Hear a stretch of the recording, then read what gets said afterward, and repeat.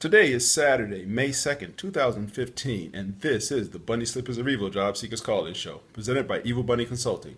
I'm your host, Tyrone Griffin, and if it's 3 p.m. you have on your bunny slippers, you are not looking for a job. Welcome, first-time and returning listeners. In this show, we discuss strategies and tactics of job search, staying motivated, and dealing with career transition. For more tips, resources, daily motivations, and to listen to archive shows, go to the website bunnyslippersofevil.com. There you will also find links to the show's Facebook page, Twitter handle, and our YouTube channel. If you are listening live, you can call in with your questions at 347-202-0929. Again, that number is 347-202-0929. And now a word from our sponsors. Evil Bunny Consulting is the alternative to expensive outplacement. They give company-sponsored job seeker workshops as well as a one-on-one job seeker boot camp. For more information, go to www.bunnyslippersofevil.com. Resume Edit is a low-cost, high-quality resume writing company with resumes as low as $35, written by certified resume writers. You can find them online at www.resume4edit.com or call 404-860-2473. Be sure to tell them you heard about them on the Bunny Slippers of Evil Job Seekers podcast. Let 3dresumes.net turn your resume into a web page with a customized domain for 12 months for only $30. Help hiring managers and recruiters find you, make your resume available 24/7, and get a free professional, personalized email address just for your job search. You can see my online resume at tyronegriffin.com, and for more information on how to get your own, go to 3dresumes.net. If you're thinking about or about to look for a job in today's world, you will find a new reality in the job search process. The world has changed. Job search today is much more complicated than 5 years ago. Volumes of resumes, more applicant screening systems, depersonalized applications, panel interviews, team hiring, long complicated applications, branding and social issues. Yes, the world has changed. But have you? Are you still trying yesterday's approach? Why struggle with and miss out on today's opportunities? Career Oyster is here to help. Great coaches, the latest resources, unique strategies personally tailored to your job search. Find out the new reality and how you can prevent costly mistakes. To register for a free 45-minute private session with our head coach, Howard Caddy, go to careeroyster.com. Find out the facts now. You'll be glad you did. Remember our motto, the world is your oyster, be the pearl. Well, good morning, everybody, and welcome to another episode. I hope you had a good and productive week. My week was pretty good. It was pretty long, but it's got a beautiful day outside today. So let's get to it. Today's show. First we back up. Added a few 1-minute bunny tips this week. I think at least one I did. I think I did two, but I'm probably going to do a couple of more this weekend. But check those out. 1-minute bunny tips. They're on the YouTube channel. There's a link on the homepage of our website, bunnyslippersofevil.com. We got the 1-minute bunny tips and all the videos of the podcast now. So those of you listening to this audio, there is also a video version. And get to see my pretty face for a half hour. But anyway, we'll check those out. Again, everything on the site is free. All the resources, all the links, everything is free. So to help you with your job search and dealing with your transition. So with that said, let's jump into today's show. Now, for those new people, the first of the month, the first Saturday of every month, we do job search Q&A. And you can tweet your questions to Evil Bunny Man, or you can send them to me email at tyrone@bunnyslippersofevil.com, or there's a form on the website where you can then enter your questions. Or you can call in during the show live if you want to call in. If you're listening, you got a question, 347-202-0929. But the first Saturday of the month, we've been doing this now for about the 30, I think I'm doing it this way. But try to reserve this for just job search Q&A. The rest of the time we have interviews with different career coaches and authors and things like that. But for the most part right now, we just do, for the first Saturday of each month, we try to do just job search Q&A. While I'm thinking about it, next weekend is Mother's Day. And it's also my birthday. And I'm going to pay a visit to my mom. And I don't know about next week. I'm going to try to do a show on Saturday, usually do, but I'll be honest, I don't know because I'll be traveling to go see my mom, and I should be able to do it Saturday. I should be able to do it, but I don't know right now. But we'll see. I'll try to do a show. I don't think I've ever. I think I maybe canceled one show in the last 5 years. I know I'm canceling the 4th of July this year because I'm running the Peachtree Road Race. But anyway, okay. I don't know. Rat hole. Sorry, people. So let's talk about today's show. Let's talk about the questions we got. First question, and this is a good one. I've given my opinion on it, but I'll try to give an argument for both sides. Question is the case for or against customized resumes. When we say customized resumes, there are a lot of resources that will tell you to customize your resume for the job you're applying for. One way to do that, one way I've heard of, I don't know how well it works, but one way I've heard of people doing is customizing their cover letter. Basically taking the job description and copying and pasting it into their cover letter so that the computer would pick up. I guess the idea is that computers are looking for certain keywords, and if you put the assumption is that the keywords that the computer is looking for that job are in the job description. Can't say whether that is true or not, but I think that's the assumption. So if you copy and paste the job description into your cover letter, it will help the computer notice you and pick you as saying, okay, this person has the right background. I've known people to take certain keywords out of the job description and put them in their resume, to weave them through their resume. The benefit again is that it might help the computer see you. It might help the computer select you as somebody who is qualified for the job because it's matching the keywords. But again, the assumption is that the computers are, just dumb word matching systems. Sometimes they are, sometimes they aren't. I can't say, I don't know. I'll be honest, I don't know. I've not done any research on those. But that's the assumption, is that if you paste those words from the job description, then the computer will have a better chance noticing you. There's a value to that if it works. Like anything else, if it works, it's valuable. But just understand the assumptions behind that. My feeling, I'll get to my perspective in a minute and how I got there. But if you make a lot of assumptions, I think, and one of them is that the computer, again, is a dumb, just word matching system. I know some computers programs can look for words in context. So it looks for not just the words, but how you're using the words. How are you just copying and pasting the words blindly, or are you actually doing something that, are you saying something that makes sense to the computer and not just repeating what it's already has in its systems? The benefit of customizing your resume, ideally it would make you look a lot better match for the job, obviously, because you're using the actual job description. So there's one of the potential benefits of that, is that it will help you. It should help you match the job.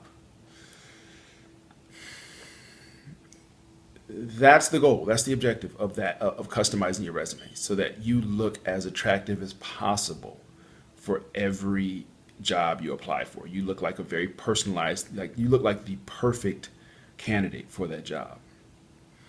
Now, here's the other side, my perspective. I'm just going to give mine.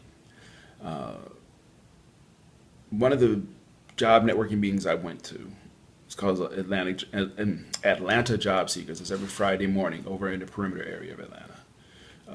Some of y'all probably know that job. Eric Handler, he runs that job, does a great job. They're running that meeting.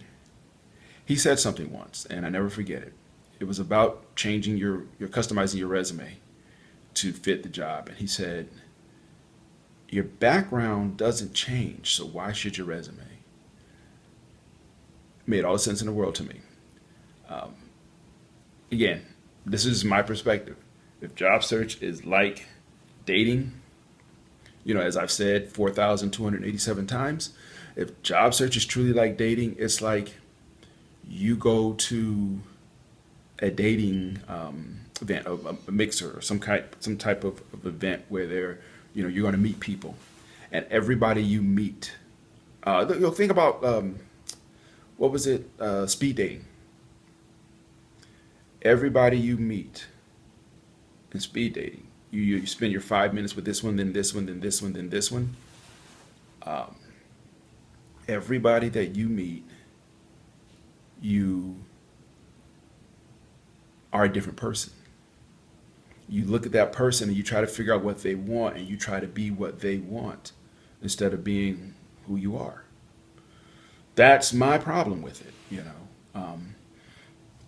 I know people who, and this is unfortunate, but in this day and age, there are people who have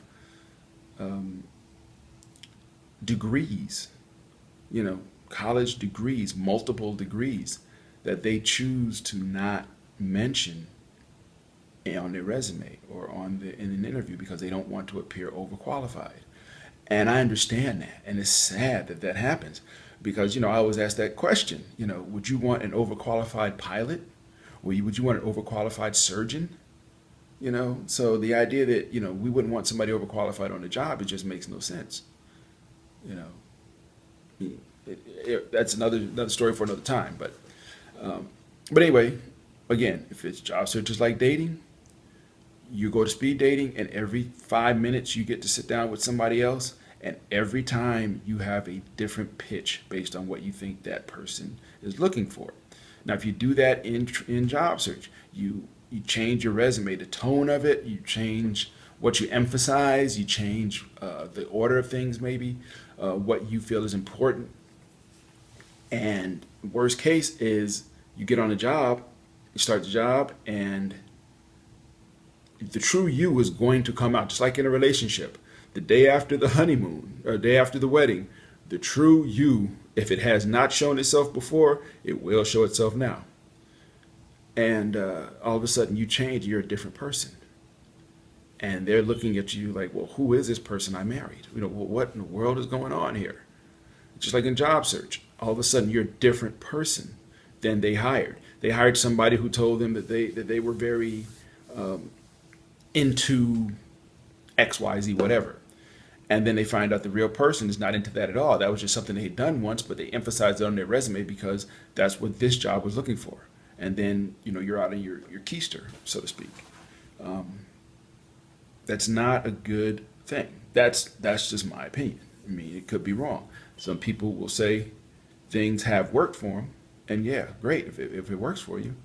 But I feel like the most important thing is to be yourself. You get your resume, you get it together. If you feel your resume accurately reflects your background, your personality, and your skills, leave it alone. Don't. And the other thing, and here's the thing, I tried it. I tried customizing my resume one time, for a particular job and this and that. Then I realized something very quickly, and the problem that you forget, if you customize your resume for the different jobs, and you apply for 2, 3, 4 jobs a week, if you're in transition for a couple of months maybe, this is being conservative, all of a sudden you have 12, 25 resumes out there. And they all might be a little slightly bit different. You get a call back from a job and they want to talk to you, and you got to go dig up which resume you sent them. You have to go figure out what you told them. Now, some people can say, well, yeah, you just come up with a filing system and you keep track of the resumes based on the job, companies, or whatever. But now you're spending a whole lot of time doing record keeping that you could be spending job hunting, networking. For me, the most important thing in job search is your network. It is your you. That is the most important thing. Your personality, what you bring to the table. Because the whole reason that companies give interviews is because they know that everything on paper is not everything. There are people who on paper look great, and in person they are Darth Vader. There are people who on paper look terrible, but in reality they're like a Tom Hanks, and they get along with everybody and everybody loves them. They can do a great job. So that's why companies interview, because they know everything does not stop at the paper. They know that it goes off to the personality as well. And one of the most important things in a company, besides the qualifications to do whatever the job is do you get along with people? They want to see the real you. They don't want you customizing your resume, customizing your impression or whatever else because of what you think they want, if you're not planning on being that person forever, or at least in their presence. Just like getting married. You go to a job, a speed dating event, and you blow somebody's mind, and they're all over you. And you end up dating and you get married because you're playing a role that they expect. You play that role. And then you find out, a couple of years down the road or a couple of months down the road after the wedding that, they find out that you're not that person that they thought. Or you find out they're not the person that you thought. Great way to find out after you've already put a ring on it. So, for me, I don't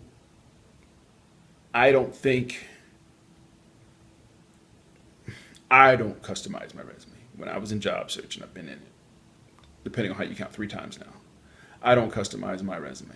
I don't try to be what they want. I try to bring to the table who I am, what I can do, what I've done, and let them make that decision there based on what they know of me. That's just how I am. Again, I try to present both sides of this argument. I'm not going to lie about what side I'm on, but that doesn't mean that the other side is not valid. It just means that I don't agree with it. So that's a horse that has been thoroughly beaten. I'm going to go to my notes, and yes, I do have notes this week, so hopefully I'm not going to go down to keep my rat holes to a minimum.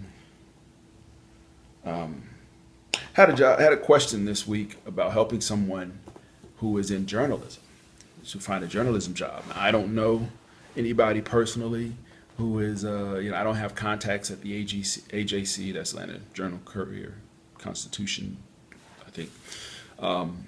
I don't have a lot of journalism contacts, but I'm trying to help somebody who's in journalism try to find their next opportunity.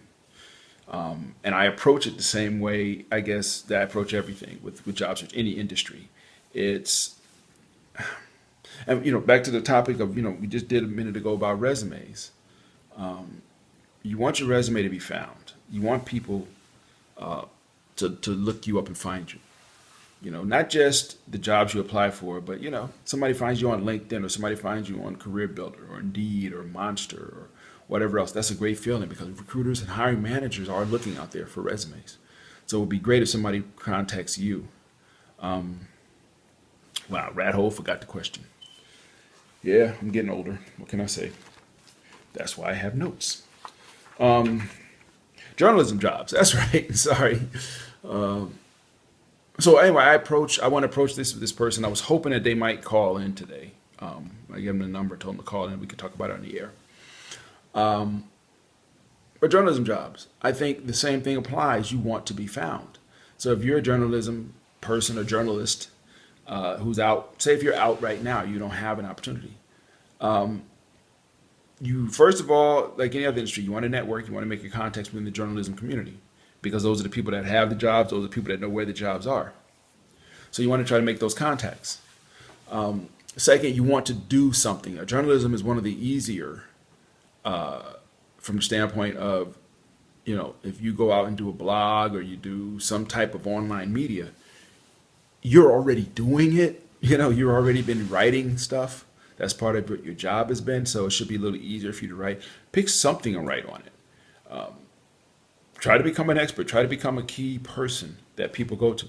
Try to become, and that works for any industry, I think, too. If you start writing a blog, so that people can see what your passion is and what it is you're looking for. And also, they can also see examples of your writing. If it's a video blog, which is kind of what I'm doing here, they can see what you look like, how you carry yourself. Particularly if you're in a journalism job where it's something where you are going to be in front of the camera from time to time. Maybe not every night, maybe it's not an anchor position, but it's something where you are going to be in front of the camera at some point. then maybe start writing something so that people can find you. Because the thing about job search, you're trying to look for something, but you also want to be found. It's nothing like being found. Again, go back to dating. You go to a party. What would you rather have? Would you rather have to go ask people to dance over and over and over and over? Or would you rather, okay, ladies, yeah, you love it to have a man come ask you to dance. Men, we would love to have a woman come ask us to dance, or a man, whichever way you want. But we would just love to have somebody come ask us to dance. But that's not the rules of how it works at most parties. Most parties, you go in, there's, the women are there, and you have to make the first move as the guy. But just like job search, you're out there reaching out, trying to find jobs, trying to look for opportunities.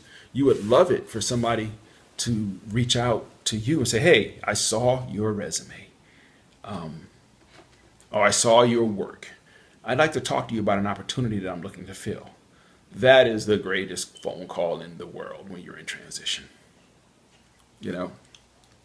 But if you're a journalism person, make your contacts in the industry. There are other journalists who are writing blogs and things like that. Follow them. Make comments on their blog. Get to know them. Try, that's part of your networking. It's getting to know these people. But write your own blog so people can see what you can do, what your writing is. Even if you spend a part of your time, depending on what aspect of journalism, there's several of it. The reporting, there's the research people, there's all kinds of people. If you want to be a reporter, then there's really, you get your blog, you might be able to get a press pass, and then you can go into different things and you can do your own reporting. And it's like, well, yeah, that's taken away from your job search. Not necessarily, because you get known for doing this stuff and then you can get advertising, but then you may also get companies interested in talking to you because you're already doing what maybe they want somebody to do. The reality of the news industry, the newspaper industry is, in my opinion, Craigslist wiped them out because newspapers made a lot of money off their classified ads. And then Craigslist comes out and, advertise for free. So everybody ran over there with their advertising. So it just wiped out. That's why, in my opinion, a lot of these newspapers are either out of business or having major trouble because nobody wants to, pay for it, what they can get for free everywhere. So, but anyway, if you're in journalism, write. It's WRITE, write. Okay, write something. Write a blog. Keep your skills sharpened. Put something out that people can see, people can look at and get a feel for what you are or who you are and what you can do. So just write and do your networking. Okay, it's my advice for all you fledgling journalists. Oh, last question. Today we got about 6 minutes. Is keeping positive. And from time to time, I talk about different ways to keep positive. I say, get out of the house. Try to get out of the house every day, particularly when you're in job search, you're in transition. If you're sitting home all day, the whole title of this show is Bunny Slippers Are Evil because if it's 3 p.m. and you have on your bunny slippers, you ain't looking for a job. Had to say it a little different because, after 5,000 times saying it the same way, it gets old. Staying positive. You got to stay positive. It's depressing.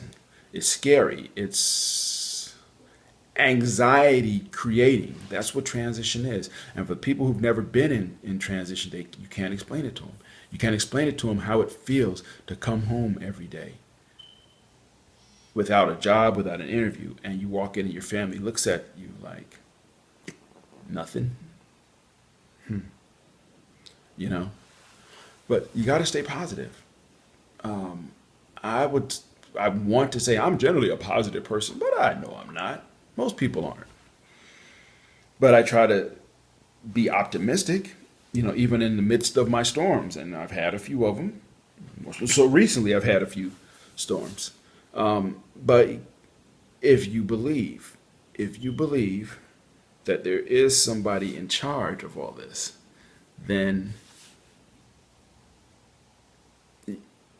if you believe that there's a plan for everything and there's a reason that everything is happening, then it will help you stay positive because God has a plan for you. Yeah, I believe in God. For those of you who are new to the show, I believe in God. I, he has shown me too much for me not to believe in him. For the atheists out there, hey, God bless you. Well, yeah, okay. Um, but you got to stay positive. You got to find something to keep yourself positive. It means getting out of that house every day. If you can afford to keep your gym membership, go down there and work out. Just get the stress out. Um, Recently, I started getting into fruits and oh, excuse me. I'm so sorry. I got started getting into fruits and making smoothies. I found myself with a lot of fruit one time, so I've made a couple of smoothies, and it's pretty good. Um, but that's one of the things that I do. I'm just trying to stay positive and eat positive. I got a race coming up, and I have a karate test coming up in October, so I'm trying to get myself into trying to lose 20 pounds of baby fat that I've had for longer than I should have. Um, but you got to stay positive. Get out the house, go walk around. Get out the house and just go sit outside somewhere. Go to Panera Bread. If you have a laptop, take your laptop and go out somewhere and work outside, someplace that has free Wi-Fi. Panera Bread was my favorite place, as many of you know. That sweet tea about did me in though. But go out and do those things. Go out and keep yourself focused. And